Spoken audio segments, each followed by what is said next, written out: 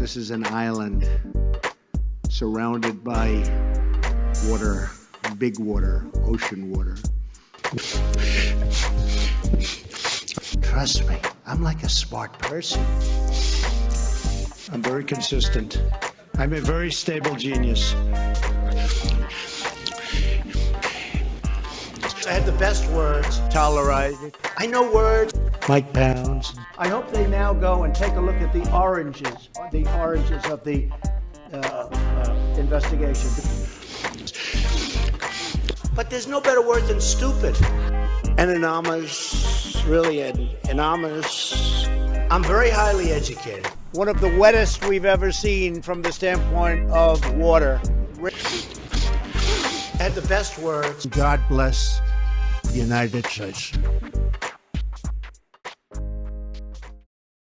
Now witness the firepower of this fully armed and operational battle station.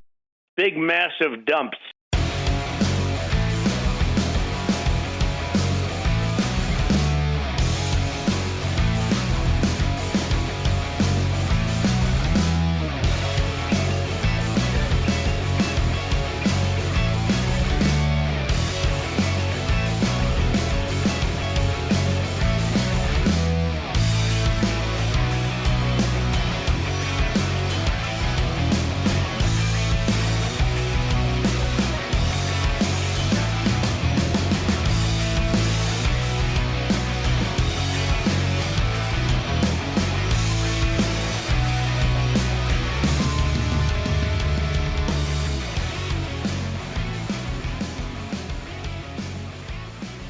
Hey everybody, welcome to the show.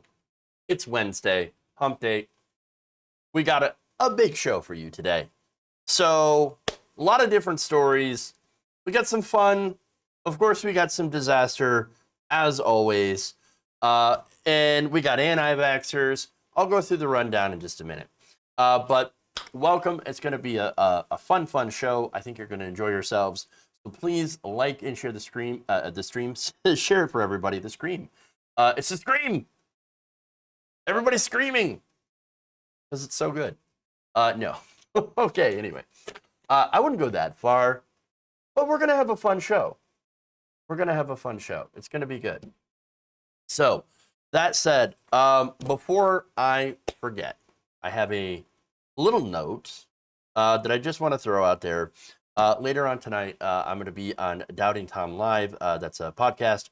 And that's going to be live on FYI Nation. I'll put I'll tweet I'll tweet the link out when we go live. You want to join me there, it's going to be a fun discussion. So, check it out. I can throw that in the chat later on. But before we leave, that said, with all that's out of the way, let's dive in, because we got a lot of stuff. We're going to start out, of course, with Trump and Biden on Afghanistan. Very interesting. We got CNN versus Cancun Cruz. Got a top DeSantis donor having some investments. I wonder if that had any sort of impact on whether or not, it had anything to do with why DeSantis is doing what he's doing when it comes to masks and being anti-masker and anti-vax. And then, speaking of anti-vaxxers, a group of them terrorized a local Walmart in Missouri. And then, if we can get to it, one in Trump's orbit, a little bit of crime. Getting caught. Surrounding ourselves with the best people, the greatest people. Anyway, all right, all right. I'm just reading some comments already. I scream, you scream, we all scream for ice cream. Ice cream. Okay. Anybody who gets that reference, you're awesome. All right. Let's do it. Let's dive into the crazy.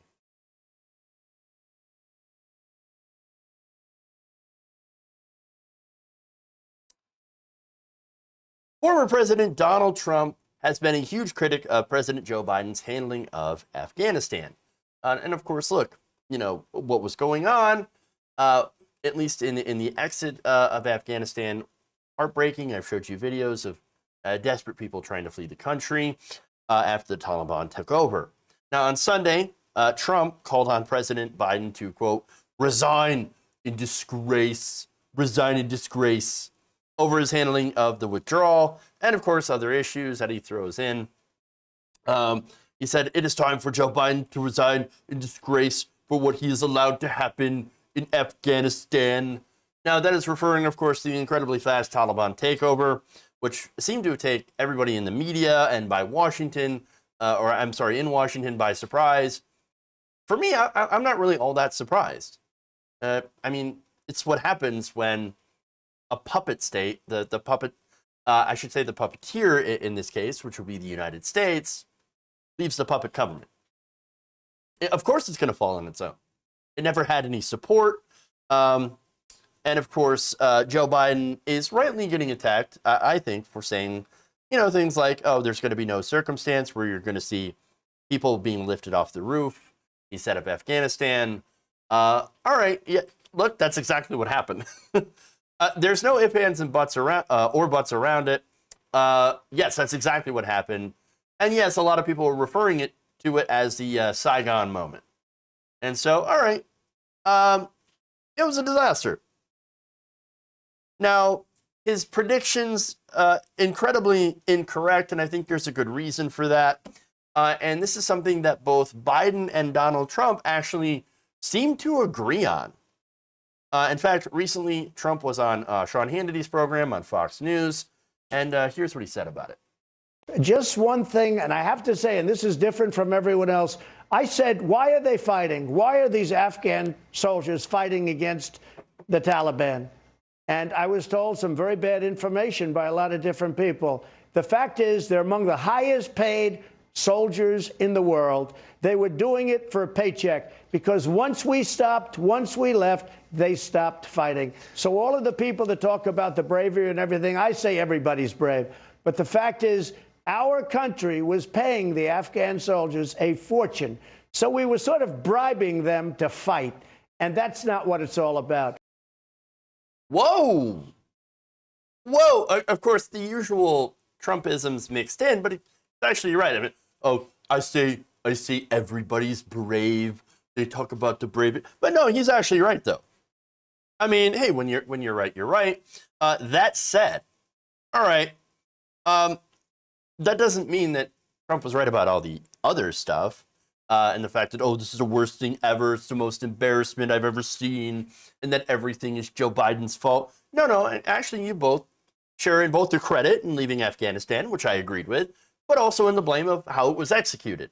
And that, again, is incredibly fair to point out how both administrations did fail on having a coherent exit that made sure to take care of our allies and people like interpreters that worked with us, as well as, Afghan civilians who were fleeing the Taliban, not being able to get those people out, as well as American citizens. But again, look at what he said, and I think it was really, really interesting. The accidental insight. He said, I got some bad information from many people. Many, many people. Well, what he's talking about is the intelligence, the same intelligence that Joe Biden also received when it came to Afghanistan. So understand, they both received the same information. That same information the mainstream media also knew and reported on, and that intelligence happened to be faulty. Because, as I pointed out before, I think that this whole thing is because it's like a mix of hubris, the establishment bubble, the American exceptionalism, and we think that we're absolutely the best in the world, and everything that we do is fantastic, that we know everything, that we're better than everybody else, we're smarter, we're better. We're the only ones that could have tamed Afghanistan or civilized it and turned it into a functional democracy run by us. And understand that right there is the colonial imperialist mindset. So understand, that's a thing. And look, that thing proved to be incredibly false, as we no doubt have seen. And this isn't the first time that we have had major intelligence failures related to Afghanistan, but also in Iraq with the weapons of mass destruction that actually weren't there. And then, just the whole string of failures when it came to both Iraq and Afghanistan. But let's go to Biden here, who actually, once again, Trump had echoed. So Biden said it in an obviously more sophisticated way. Here's what he said. We spent over $1 trillion over 20 years. We retrained and equipped with modern equipment over 300,000 Afghan forces, and Afghan leaders have to come together. I'll insist we continue to keep commitments we made, providing close air support, making sure that their air force functions and is operable, resupplying their forces with food and equipment, and paying for their salaries, but they have got to want to fight. So that really is sort of the same thing. They've got to want to fight. All the equipment in the world is not going to matter if they don't want to fight for, quote unquote, their country, right? So both Biden and Trump are correct, and that the Afghan forces literally had no will to fight the Taliban. They had no loyalty to the U.S. puppet government in the region, and it turns out they were actually more mercenaries than anything, and without the United States there to prop that up, they weren't really fighting for anything. And what were they fighting for? They were fighting for a paycheck. And it wasn't, again, the Afghan government that we created. It wasn't President Ashraf Ghani, who apparently fled with like millions of dollars and is now sitting in the United Arab Emirates. No, this was a paycheck. Understand that in Afghanistan, they really don't have the same sense of national identity that a country like America has, right? And so there's no national identity really to spur the people on to fight, at least in the case of, once again, a puppet government. I think they have more of a regional sort of mentality when it comes to it. Or, just the desire to kick out people who have been invading in their country for 20 years or occupying their country for 20 years. But anyway, so what's interesting about that is the lesson, right? So now Biden gets it. Now Trump gets it. Again, that's why they both wanted to pull out of Afghanistan. What we were doing wasn't working. But understand that we've done this before. We should have learned this before. Vietnam. That lack of will to fight on our behalf, and that's really what it is why the Vietnamese army was able to win. The North Vietnamese, or just Vietnamese army, not even army, farmers. That's how they were able to rout the U.S. military. They actually wanted to fight. They actually cared about what they were fighting about. That matters. And they ended up defeating the largest, most advanced military in the world. So, yeah, you can't fight another country's civil war, especially when the side you're on doesn't even want to win. That is very true. Very true. But again, here's the thing. As I pointed out in another segment that I put out yesterday, the people in charge, the generals, previous presidents, corporate media, they are pro-war and pro-imperialism. And that's because there is an entire industry built around war. And for the industry, it's important to look at the industry through a different lens. Again, we will look at it as like, well, that was a failure. Wow, that sucked. But for the industry, this was a win. They made bank. They made billions of dollars. Lockheed Martin, Northrop Grumman, General Dynamics. They all made a killing, literally, by using government contracts. Not to mention these defense contractors. They often hire ex-military government members to be parts of their corporate boards. This is the military-industrial complex. Add in the media, of course, that cheers on wars, because when there's a war, when there's a conflict, well, guess what? Their ratings go up.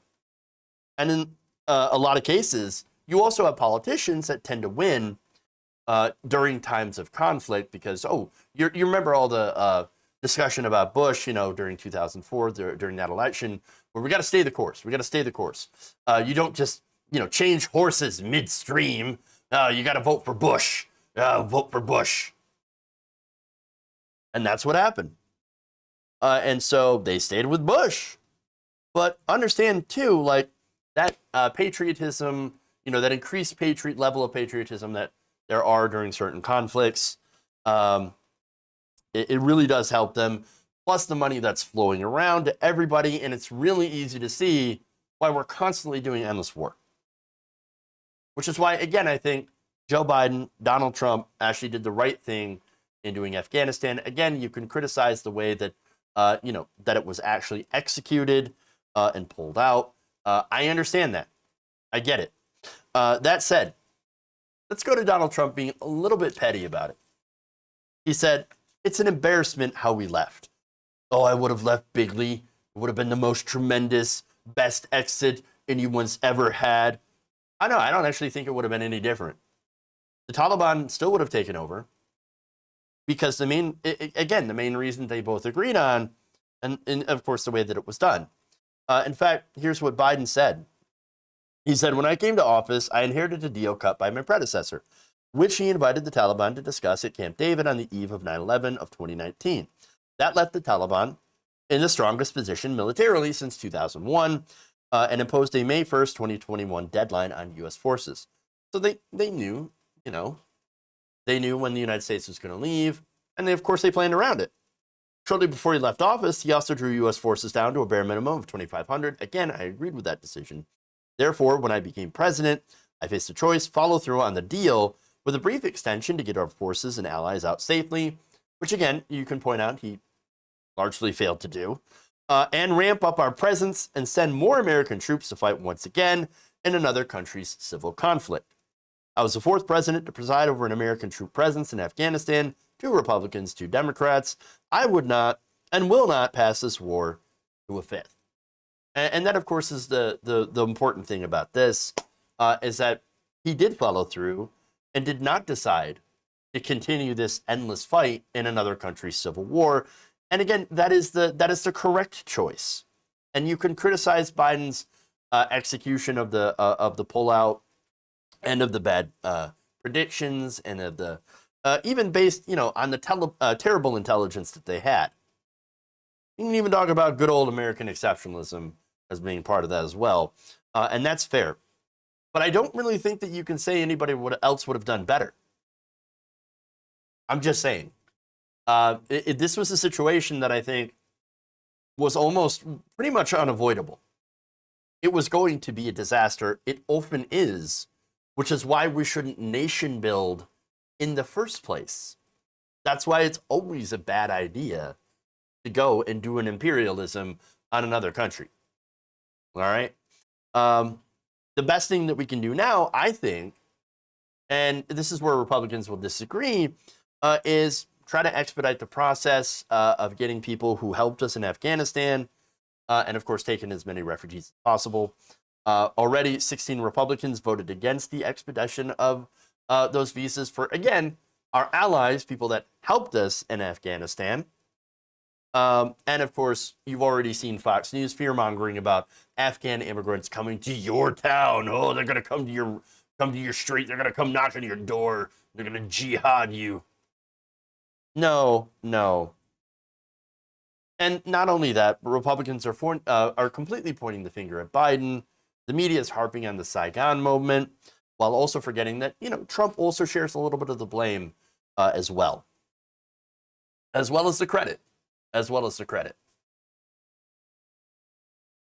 All right.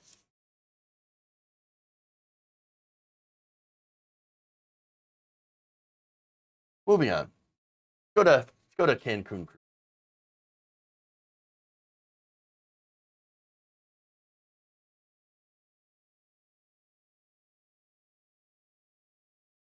Trump agreed to the release of 5,000 Taliban prisoners to join the fight. Well, that also included the current interim leader of Afghanistan now. Yes, he did.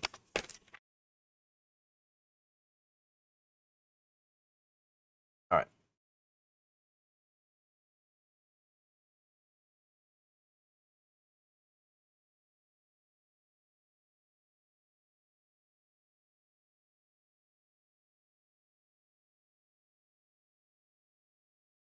Senator Ted Cruz recently stepped in it on Monday after he mocked a journalist reporting on the ground in Afghanistan. So now this is CNN chief international correspondent Clarissa Ward, and she has been on the ground reporting from Afghanistan and doing some excellent reporting, by the way, in a very dangerous place. So now, that said, what got Ted Cruz in trouble is retweeting a video, a clip taken out of context, in order to criticize CNN. In fact, I want to show you that video clip. I want to show it to you in context, and then tell you what he actually did. They're just chanting death to America, but they seem friendly at the same time. It's utterly bizarre. All right, so now the video that Ted Cruz retweeted had the end cut off. So it dropped and it's utterly bizarre. So now that changes the whole framing in the context of the actual clip. Because in the one that was tweeted out, oh, they're so friendly and they're shouting death to America. So now this is what Ted Cruz said. Quote, is there an enemy of America for whom CNN won't cheerlead? And mandatory burqas, no less? So now, for one, that's not a burqa, you dimwit. Secondly, and most importantly, Cruz shared a 7-second clip from a 7-minute report and dropped important context. So now, you're not going to be surprised the person who shared this clip originally that Cruz retweeted was actually Jack Posobiec. Of course. Of course. So he chopped off, again, Ward's comment about how utterly bizarre the situation is in order to, again, trying to frame it as, oh, CNN thinks the Taliban's friendly, even though they're shouting death to America. Wow. Okay, but the Taliban's not that friendly. And as her reporting points out, she's actually had a lot of run-ins with the Taliban that were not good. But at the time, they didn't have any beef with this reporter, was covering the situation, and there it is. Now, that's a hell of a lot more than what Ted Cruz has been doing. In fact, CNN's public relations arm hit back on Cruz and said this is great. Rather than running off to Cancun in tough times, Clarissa Ward is risking her life to tell the world what's happening. That's called bravery. Instead of retweeting a conspiracy theorist's misleading soundbite, perhaps your time would be better spent helping Americans in harm's way. Hey, look, I'd like to report a murder. CNN just killed Ted Cruz, and he got Robloxed. Now, of course, this is, look, in reference to Cruz literally running to Cancun while his state froze and millions were without power, heat during a freak ice storm. So, I'm just saying, Ted Cruz, though, understand who Ted Cruz is. He's always been a scared little bitch. Remember when he was a tough guy against Donald Trump? Remember, real tough, for about 2.3 seconds. Then his donors, the Mercers, called him up and said, hey, bitch, you need to stop hitting Donald Trump or else we're not going to give you any more money. And then, of course, that's where you ended up having the incredibly sad picture of Cruz phone banking for Trump. Beta. The beta male. Profile and courage. And look, that's after of course, Donald Trump had called his wife ugly and said that his dad killed JFK. Even after all of that, yes, donors, yes, where do you want me to kiss Trump? Oh, right in his ass? Oh, okay, yes, we'll do. We'll do, just keep giving me the money.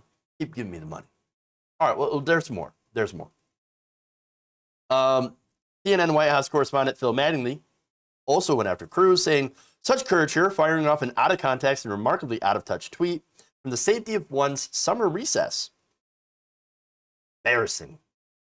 CNN reporter Bill Weir also said she's risking her life to practice the First Amendment in a place where such thing does not exist. Go try it sometime, Senator. It's not Cancun. Hard. Oh, I love it. I love it. And so, look, here's the thing, okay? So Clarissa Ward shows way more balls than Ted Cruz has his entire lifetime. What I'm going to show you is a compilation of some of her reporting where she has actually been in danger. Take a look.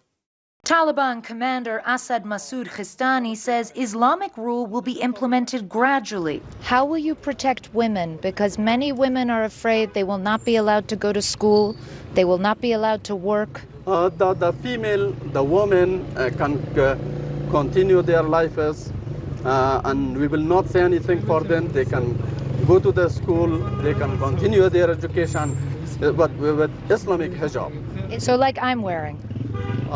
Not like you, but covering their faces as well. Cover the face? Yeah. So you mean niqab? Niqab. Why do they have to cover their face? Because it is in our Islam. Is it in Islam, though, that you have to wear niqab? Of course, it is in Islam. It's because of you. They've just told me to stand to the side because I'm a woman. We had Taliban fighters all around approaching us, shouting. One man shouting at me to cover my face or he wouldn't talk to me. He was carrying this huge makeshift whip. It was a bicycle lock that had basically been split in two, so the heavy metal padlock was in the middle. And he's just using it to just get anybody out of his way who gets in his way. And then the Taliban would just come through. At one stage, this one fighter just lifted his gun up in the air as if he was about to start firing rounds, so we had to run and take cover. And then, you know, the most frightening moment for our team came when our producer, Brent Swales, was taking some video on his iPhone. Two Taliban fighters just came up with their pistols and they were ready to pistol whip him. And we had to intervene and scream, and it was actually another Taliban fighter who came in and said, no, no, no, don't do that, they're journalists. Criminal activity, I don't know if you heard that.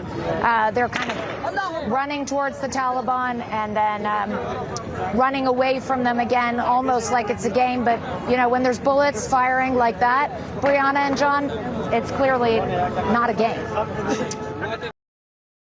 All right, so that is her actual reporting from Afghanistan.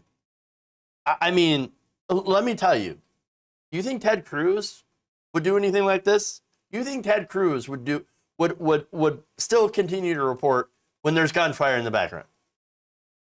No. Look, the first thing Ted Cruz would do when he hears gunfire is shit himself. And then he'd run. And then he'd run. No way he'd have even an ounce of courage that Clarissa Ward had showed during her time, continues to show. Who, as a woman, by the way, suppressed the armed Taliban members, telling them, actually, is that actually a part of Islam? Like, and by the way, she is right. The niqab is not a mandatory part of Islam. That Taliban commander is full of shit.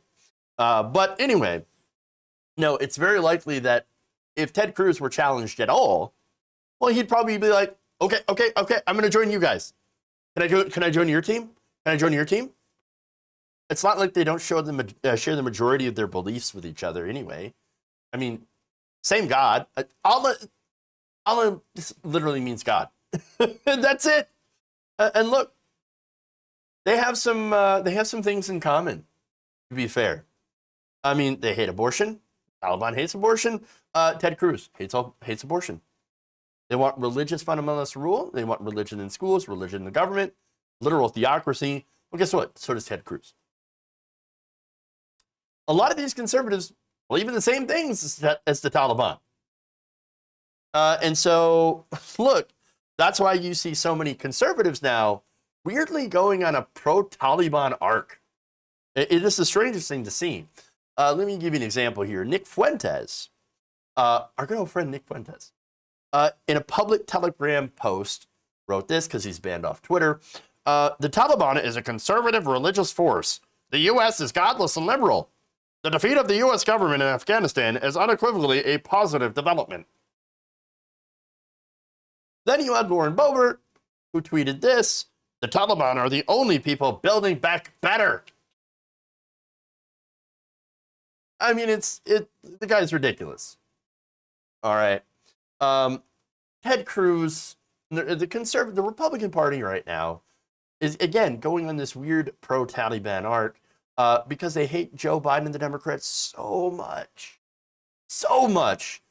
When, again, just months earlier, when Donald Trump was president, agreed with leaving, with leaving Afghanistan, even knowing that this was going to happen. But, of course, Ted Cruz, doesn't matter to Ted Cruz, the lying snake, as always, and is just trying to score cheap political points against CNN, against the media, and against Biden, and, of course, ended up getting owned. Shocker. Big shocker. All right. Yeah, right-wingers are tweeting that they agree with the Taliban. Oh, it's so weird. It's so weird. All right. Before I get to the next segment here, let me just thank a couple of people. Sunshine Drea, thank you for the 300 bits. Appreciate that. And also thank you for resubbing at Tier 1. That's on Twitch. So those of you on Twitch, it's a great way to help us. Your Prime sub account doesn't cost you anything. And we get a little bit of money to help the show. All right. Let's see. Go over here to YouTube Super Chats. Gabby Mathis says, Clarissa Ward rocks, how fearless she is in so much danger. Yeah, I mean, especially as a woman in Afghanistan. I mean, just to even be there. Ballsy. All right, actually, you know what I'm going to do? I'm going to take a real quick break, and we'll be back. We've got, of course, more stories. We've got DeSantis. We got that donor story. We got anti-vaxxers going after Walmart employees, of course, and more fun. So stay right here. Be back around the nation.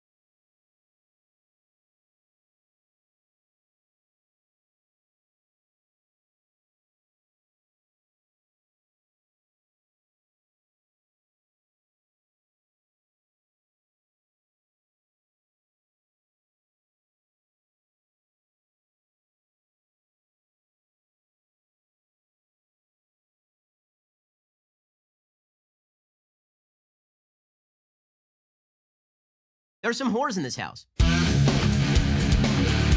Wet ass keyword.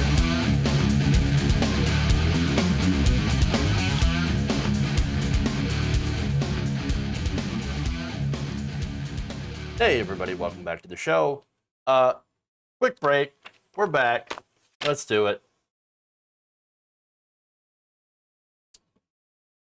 Florida Governor Ron DeSantis has been touting a COVID-19 antibody treatment in which a top donor's company had invested millions of dollars.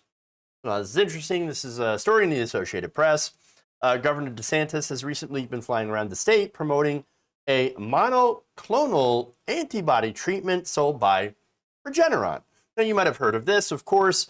Regeneron was used on then President Donald Trump after he tested positive for COVID-19. And so, you know, it does work. So it's an effective treatment, an expensive treatment. And at the time, of course, that President Trump had taken it, it was experimental.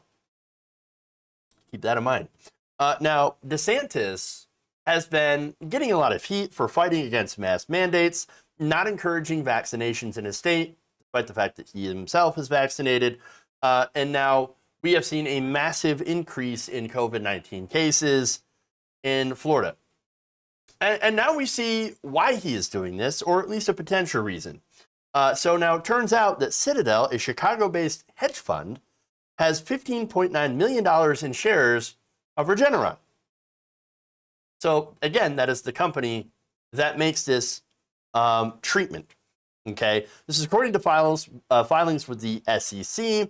Citadel CEO Ken Griffin also has donated $10.75 million to a political committee that supports Ron DeSantis, $5.57 million in 2018 and $5 million last April. So he is a donor to Ron DeSantis.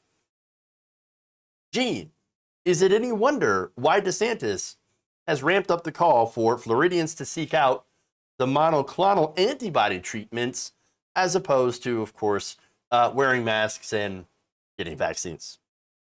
Just very, very, very curious. Very curious. In fact, DeSantis has held news conferences at these treatment sites and at a Tampa hospital touting the effectiveness of the drug if people receive treatment soon after testing positive. Here's what he said, quote, "Early treatment with these monoclonal antibodies, Regeneron and others, have proven to radically reduce the chances that somebody ends up being hospitalized. Reducing hospital admissions has to be a top priority." All right, well, here's the thing. He ignores the top ways on how to do that, which is to get vaccinated and wear a mask out in public. Those two things are actually more effective at preventing hospitalizations from COVID-19 than obviously getting this treatment, this antibody treatment, because you have to be in the hospital to get that treatment.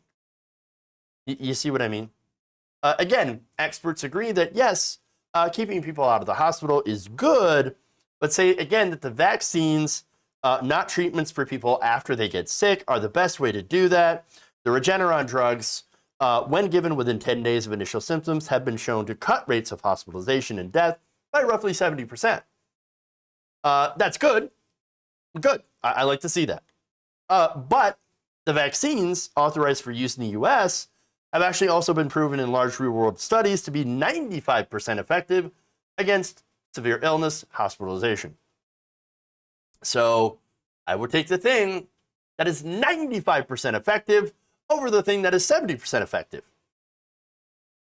I mean, that seems sensical to me. Okay. Now, Dr. Leanna Wen, public health professor at George Washington University and former Baltimore health commissioner, said this, quote, "We definitely need treatments like monoclonal antibodies that can prevent mild disease from progressing to severe disease. Ultimately, though, it's still best to prevent someone from contracting COVID-19 in the first place. Monoclonal antibodies are not prevention. Again, vaccines and masks are. And yes, I'm aware that there are breakthrough infections. We all should be aware of this. I know there are some people that choose to pretend like, oh, they never said that there would ever be a breakthrough infection, but my cousin's uncle's dad, sister, stepmom had one and died. Yeah, okay. Forgive me your, not believing your anecdote in the first place, but sure, yes, breakthrough infections do happen. Sometimes they even happen so bad that somebody gets, that somebody dies from it, but it's incredibly, incredibly rare after you've been vaccinated. Whereas it's much more likely that somebody who is unvaccinated dies from COVID-19 than somebody who is vaccinated to have a breakthrough infection that is deadly. To understand how this works? Yeah. But apparently, no. The people who are against vaccines are also against numbers. It's a war on numbers. It's a war on numbers. It's a war on math and facts. I know. But here's the thing.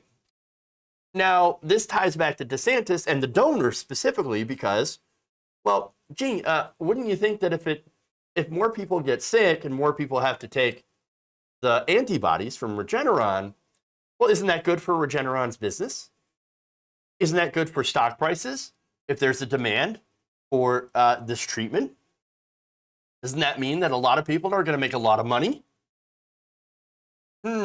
Interesting, right? No, I think his donors are going to make more money if people are infected and they need this treatment by not vaccinating and not masking up. And understand that the bigger problem with this is not just the corruption. Okay, like this is corruption, obviously, and somebody trying to personally profit from the sickness of other people. That's called capitalism. That's pretty normal in our society. However, what makes this even worse is that the people who are not vaccinated, the problem is they could end up incubating and introducing a more potent variant that could reduce or eliminate the efficacy of vaccines overall, which I guess if you're somebody who has stock in the companies that make these treatments, like monoclonal antibodies, okay, they might make a lot of money. That might be good for them. That's, of course, assuming that they would still work against such a variant. And we don't really know.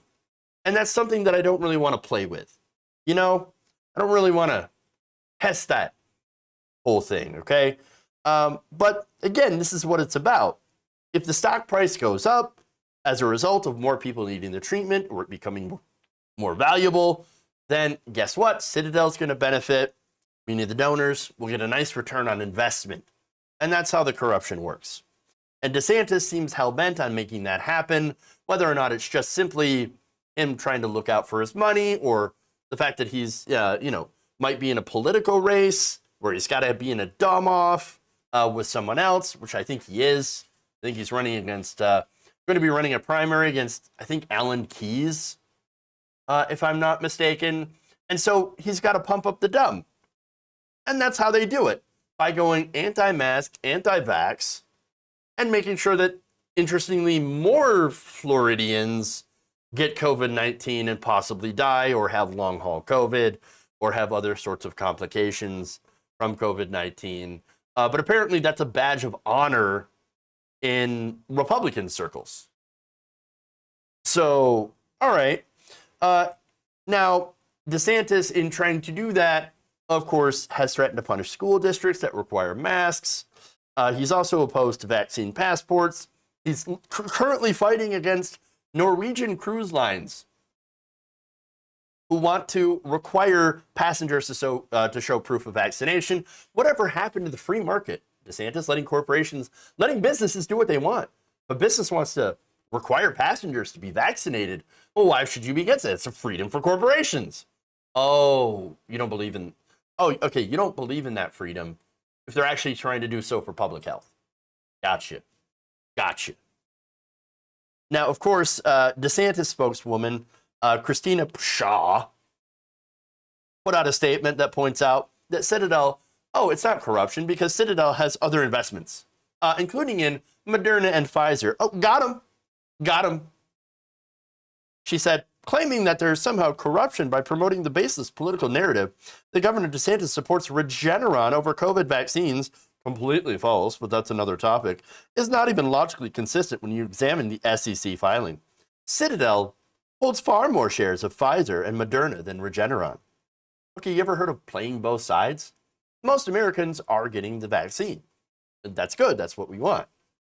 And so, of course, if you have shares in Moderna and Pfizer, yes, you're going to be doing very well. there is a really good chunk of the country, almost half of all Republicans, that are like, no, not going to do the vaccine. So there's going to be a need, as we've seen, for treatments like these monoclonal antibodies, like Regeneron. And so it's a smart investment to invest in the vaccines, obviously, and in this. It's playing both sides against the middle. You're probably going to win on both. I mean, come on. And here's the thing, too. The return on investment for monoclonal antibodies might actually be much higher because the cost of that treatment is much higher. In fact, a Regeneron treatment actually costs more than $1,000, whereas to manufacture a vaccine, it only costs about $25. No, interesting. So now the thing is, the federal government is paying for both. So people, don't have to pay that out of pocket. And that's good. That's why I push for like single payer healthcare, so that all Americans, regardless of your medication, can have that for free. Like, that's the right policy. And they're actually doing it right on these drugs. But at the same time, these companies are still getting paid. They're just getting paid by the federal government through tax money. And so they're still paying, and it's still more expensive for the taxpayer to pay for the Regeneron treatment versus getting the vaccine. And plus, if you get the vaccine and you wear a mask, you don't have to stay in the hospital, which again costs money. And you are much less likely to be hospitalized than an unvaccinated person. And right now, it's important to point out that hospital space in a lot of places, especially in places like Florida, which are at 90% capacity and above, what's at a premium. So you can avoid going to the hospital by getting the vaccine. Well, that's just simply the better option, logically. But to get back to her argument, yes, it is an example of corruption. She's an incredible liar, and Ron DeSantis is deeply, deeply corrupt, and is, of course, trying to appeal to the hogs in order to win re-election. Although the biggest part of this is understand that the corruption wouldn't exist if the money weren't in politics. So I think the main takeaway here is we should continue to push to get all the money out of politics so that these, so that this corruption has a much, much harder time of happening. The Fed should negotiate that price down more. Oh, why can't they? Oh, thanks to Congress. Ah, yes. True. All right.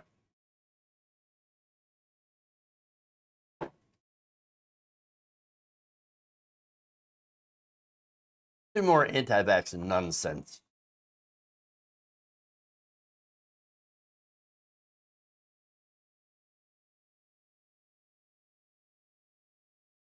Recently, a group of anti-vaxxers recorded themselves terrorizing Walmart employees.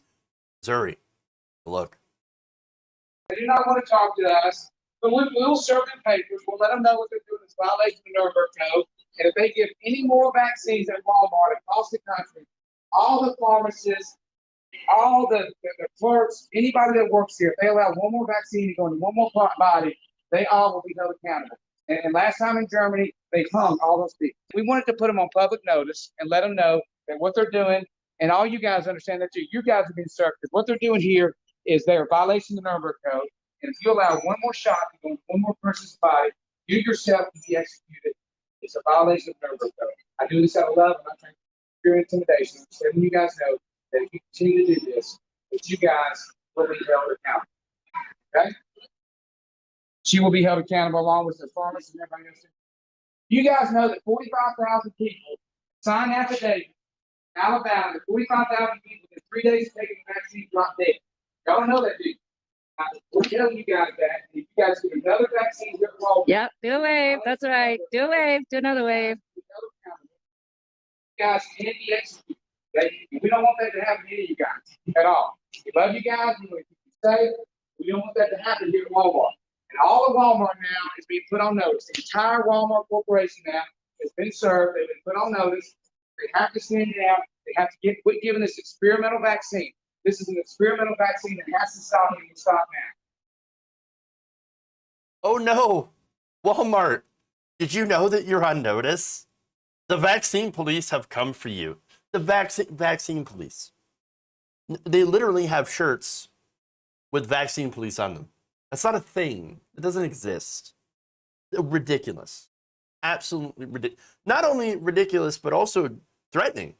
All right. Oh, you know these people are gonna get, they get hung. So you better not put any more shots into people's bodies. You know what I'm saying? I'm just trying to warn you. I love you. I don't want anything to happen to you. Well, who's gonna do it to you? Who's gonna do it to them? Who's gonna do it to them? I don't know. It makes it sound like you're threatening them. Like you're the danger. Just saying. Now, speaking of the people who are in the video, the lunatic you heard talking is a man named Christopher Key. So obviously he's not only an anti-vaxxer. Now, what was interesting before I get into that, by the way, is that originally he's like, oh no, we're telling people we want the vaccine. And then, of course, when some of the, not only when the police showed up, because they did show up, but also when some people tried to get him out of the store, he's like, oh, we're here for our vaccine. Do you know 45,000 people died from the vaccine?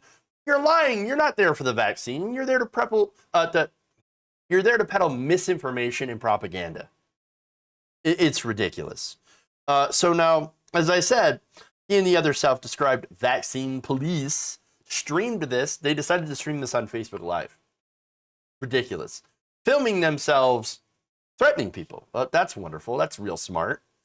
He and his Missouri crew taunted the pharmacist for nearly a half hour with all these false claims, as they, of course, had basically locked the doors. And so this is a result of not only dangerous disinformation, not misinformation, but disinformation, but also hucksters trying to make a buck. And here's the thing, okay? Again, you have people out there that are truly deranged, that want to get people killed, and understand that he says, well, I just want to protect people. No, he doesn't. The facts show that the vaccines are safe, effective at preventing people from dying from COVID-19.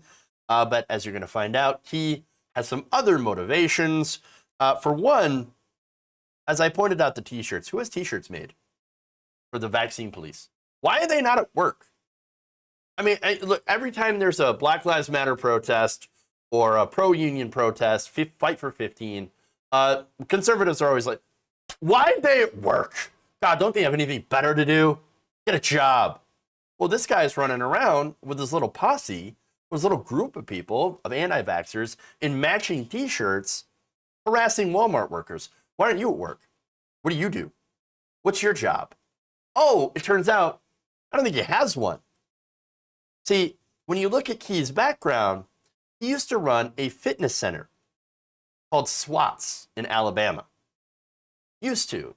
So he and a co-owner, Michelle Ross, had run this so-called fitness center in Alabama until, of course, they were literally banned. Both Key and Ross are banned from doing business in Alabama. You're not going to be surprised for what for? For literally selling, well, not literally, but selling snake oil. Snake oil. Okay. In fact, an injunction filed by an Alabama court permanently bars the owners individually and through any other name from supplying sports supplements or general nutrition, athletic training, or pain management services. Oops. Oh, sad.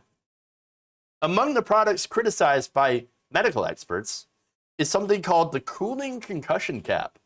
Oh, cooling concussion. That SWATs claims would reduce inflammation due to small blunt force trauma to the head. I got to tell you that if you believe this guy, chances are you might be suffering from blunt force trauma to the head. You might want to go and get that checked out. It is affecting your brain. And so look, my guess is the guy very much wants to sell supplements in other states, like other than Alabama, which he can't, instead of having them get the vaccine. We see this a lot among the anti-vax crowd. They want to push so-called cures, colloidal silver, ivermectin. Donald Trump pushed hydroxychloroquine for COVID-19. teas. I've seen teas, powders. I mean, it's all this sort of nutty stuff that doesn't do a damn thing about COVID-19. But it's a way for people to make a buck. And by the way, none of that is FDA approved. It's weird. It's weird when they say that the vaccine, oh, we can't take that because it's an experimental vaccine. It's not fully approved by the government. Well, neither is the stuff that you're hawking. Literally. But hey, go off. Go off. No, here's the thing. It's all a grift. It's all a grift. It's all about making money. And understand that it's a dangerous grift. So now, the last thing on this story, which I also found pretty interesting, and it's kind of a lighter note on it. This has been planned for a while. And thanks to one concerned citizen, thankfully the pharmacists were not put in danger. Springfield News Leader reports that an anonymous woman had warned them ahead of time. The woman, who told the newspaper she was afraid to give her name, said she drove to Walmart and warned employees about 20 minutes before he and his crew arrived. I told the pharmacist what was going on, and they were probably going to show up. She said the pharmacist didn't say very much, but immediately you could see the concern on her face. You could just feel that tension in her, and she thanked me, and I walked away because I was going to hang around and see what happened. Told the newspaper that she was glad that the demonstrators did not see her. Well, I don't think I had a fear of violence, but I certainly had concerns. I mean, it's just always in the back of my mind that that's a possibility. She added, the police, I don't know. I think they should have taken it more seriously. I don't know if you could have arrested someone for harassment or the fact that he'd said hung and executed. I mean, that's a threat. Indeed. It is indeed a threat. And thankfully, of course, somebody was there. I don't know. I don't know for sure. It likely probably wouldn't have been violent. But with these people, these insane people, you never know. I mean, there has been violence by anti-maskers, by anti-vaxxers. And so there's a general concern here. But overall, this is what happens when disinformation, bullshit spreads from people who, again, want to take your money with no concern for your health.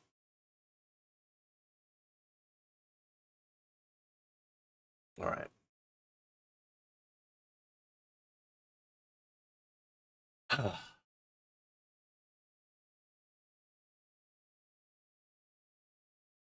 Moving on.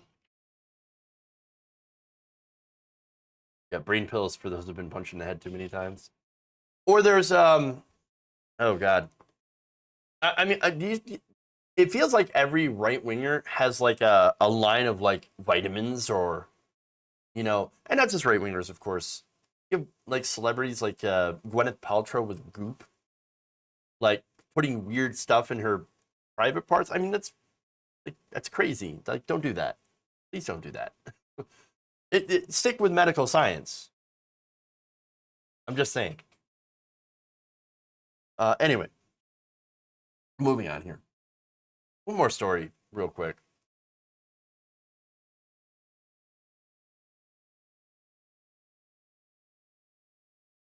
Just a quick thing. A longtime ally of Jared Kushner, who got a last-minute pardon this year from former President Trump, is once again in jail, being charged with crimes. Now, the New York Daily News is reporting that former New York Observer editor-in-chief Ken Kurson has been hit with state charges related to the same cyber-stalking scheme for which he had been granted a pardon by President Trump mere hours before the end of his term. He was charged last year in Brooklyn federal court with stalking and harassing 3 victims he blamed for his 2015 divorce. So, look, I understand divorce can be messy, but, cyber stalking, that's not good. So now, Kurson, here's what he did, allegedly wrote negative online reviews of some of his victims using aliases. Okay. Visited their place of work. Oh, now we're getting worse. He also took photographs of his 2 victims' workplaces and inquired about one's work schedule. creeping out coworkers, according to prosecutors. So, real creepy behavior. Now, Attorney Cy Vance, New York District Attorney, I should say, said this in a press release: "We will not accept presidential pardons as a get-out-of-jail-free card for the well-connected in New York." Now, hold on to that. As alleged in the complaint, Mr. Curson launched a campaign of cybercrime, manipulation, and abuse from his perch at the New York Observer, and now the people of New York will hold him accountable. Curson, of course, came under fire by law enforcement after Trump nominated him to serve on the board of the National Endowment for the Humanities, which, of course, you had a background check, and that background check revealed some disturbing things and had alarmed authorities. Now, Kushner, who owned the Observer, hired Curson to run the paper in 2013. And so that's the connection there. But hey, look, the best people. The best people. They surround themselves with the best people, the greatest people, and then those people get arrested. Would you believe it? Criminals hanging out with other criminals. It's almost like attracts like. Just saying. So now, what I think is interesting about this, and I'm going to kind of go off in a different direction on this one. This could be a message to the Trump family. This is my perspective on this. I mean, what do I mean? Well, okay, so the guy got a presidential pardon from Trump, but the state of New York decides, nah, we're going to go after him again on the same charges. So now, that also coincides with the same thing happening, of course, to the Trump Organization, which is also under investigation by Cy Vance. I do not think this is a coincidence that they happen to come after a Kushner ally and friend, as well as, of course, a friend of Giuliani.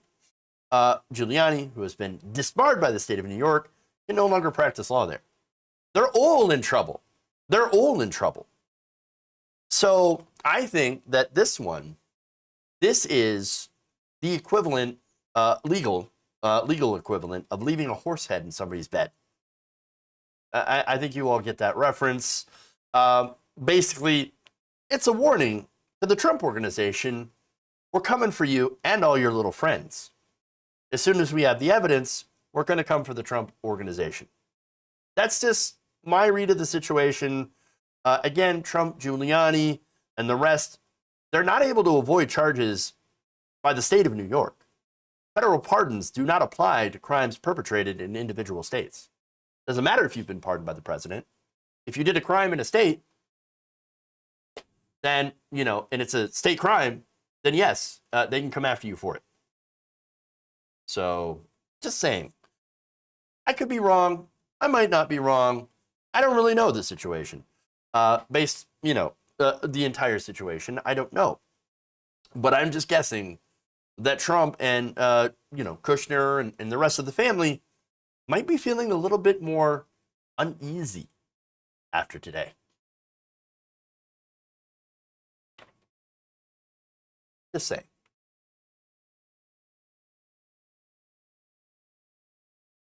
The only one who will come out of it unsaved will be Donald. Do you mean unscathed? Which is what usually happens. Pay $375 and Rudy will be your friend for a few seconds. Oh, how sad. Well, what's sadder? Getting paid $375 to be somebody's friend because you're broke and you're being sued by Dominion, or paying Giuliani $375 to be your friend for 3 seconds. I don't know. Will $475 make him stay away? Probably. All right. Before I go, let's see. No Man's Jam, the super chat here, points out how Citadel is also the hedge fund shirting GameStop. They're evil and fighting for their life. This story pisses you off by HODL GME. Hey, look, for me, my advice on investing is find somebody who knows about investing to ask, and be prepared to lose money. Don't ever invest money that you're not prepared to lose. That's the extent of my knowledge. Twitch, Tempadan 918 gifted a tier 1 sub to Kentucky Progressive Dragon. Thank you for that, Tempadan. I appreciate that. All right. That's it. That's all I got. Thank you for going around the nation with me today. Again, 8 o'clock tonight, I'm going to be on the Doubting Tom Live podcast. And so check that out, FYINation.com, and listen to the discussion live. Should be an interesting time. Should be a fun conversation. So, yeah, everybody, please check that out, 8 p.m. Eastern. With that, we're going to raid into somebody. Let's raid into... I'm almost afraid to do it. No. Yeah, let's go into left link vets. They could use more viewers. So let's do it. For everybody else, thank you. Love you all. And remember, change begins with you. Good night, nation. See y'all tomorrow.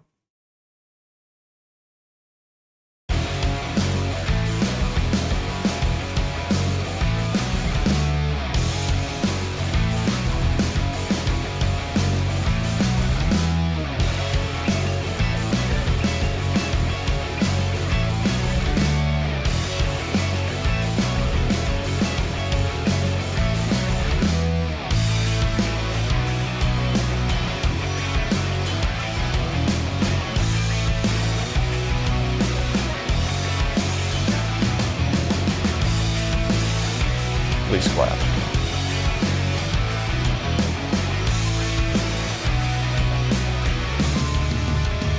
Give me a break. Mike Pounds. You're kicking me out the door. You're kicking me out the door.